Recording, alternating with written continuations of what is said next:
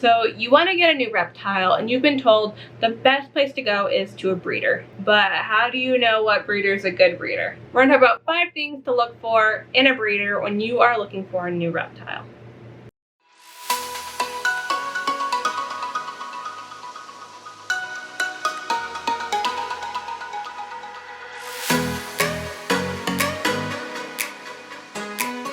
Hey everybody, welcome back to another video. If you're new, welcome. My name is Zoe, but most people know me as CA Reptiles. So I always tell people, you know, if you want a reptile, go walk around a Reptile Expo. See what there is, get to know people, get to know breeders, talk to them, ask their questions. But let's say you walk in and, you know, there's usually quite a few crested gecko breeders. How do you know which one is the one to go to? So the first thing to look for in a breeder is, are they responsive and are they respectful?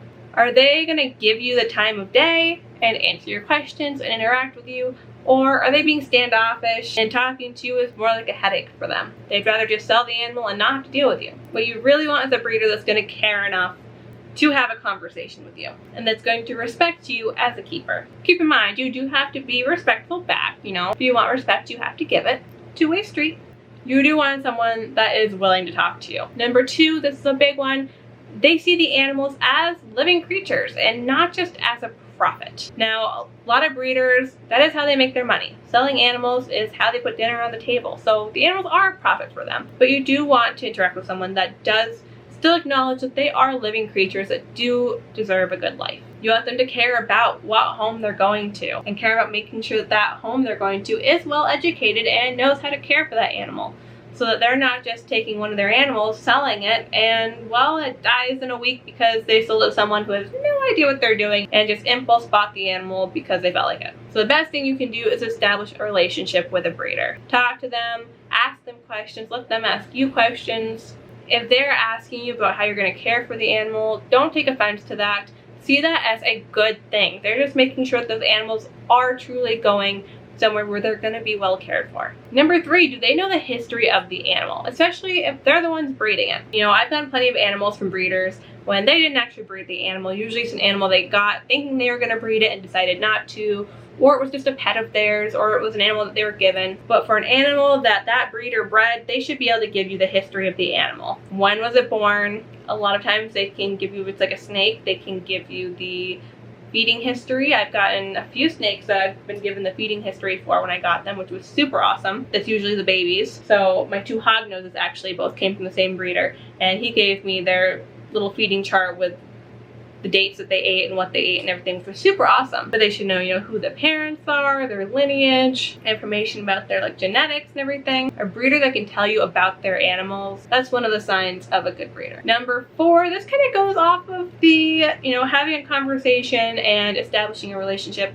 And that's, do they give you contact information, or do they have contact information for you? Not everyone's going to be like, here, take my information. Sometimes it's on you to be like, hey, do you have a business card? Do you have a Facebook? Do you have an Instagram? Somewhere that I can reach you if I need to ask questions. So if they're able to provide you with contact information and they're willing to do that, that's usually another sign of a good breeder, because they're saying, hey, if you need to reach out to me, go ahead and do it. If they're offering continued help, that is amazing. That shows they truly want to see that animal do well in your care, because they're not just selling the animal to you and then it's done.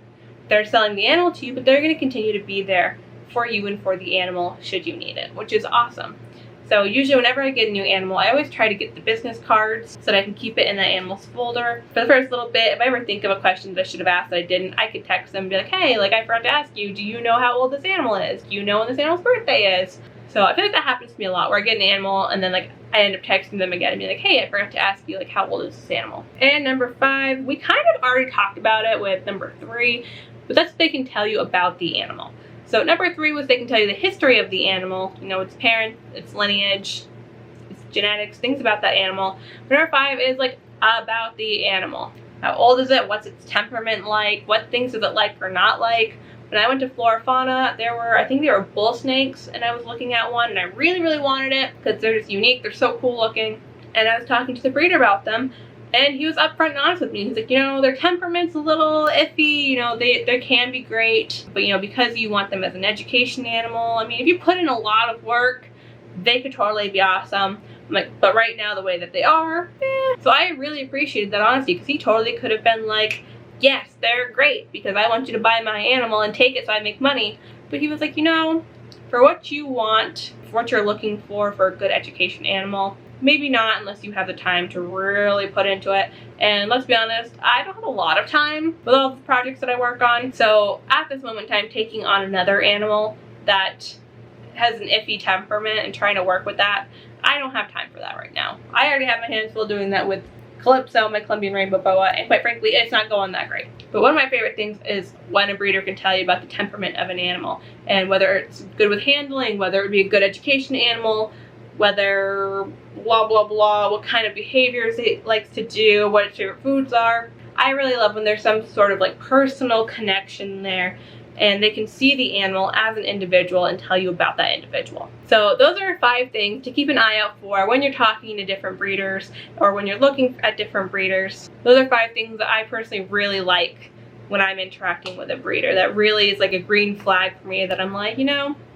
I like this person. I could do business with this person. If you want more tips along this subject matter, I did recently put out a video on 10 tips making sure you're picking out a healthy animal. Very helpful when you're going to an expo.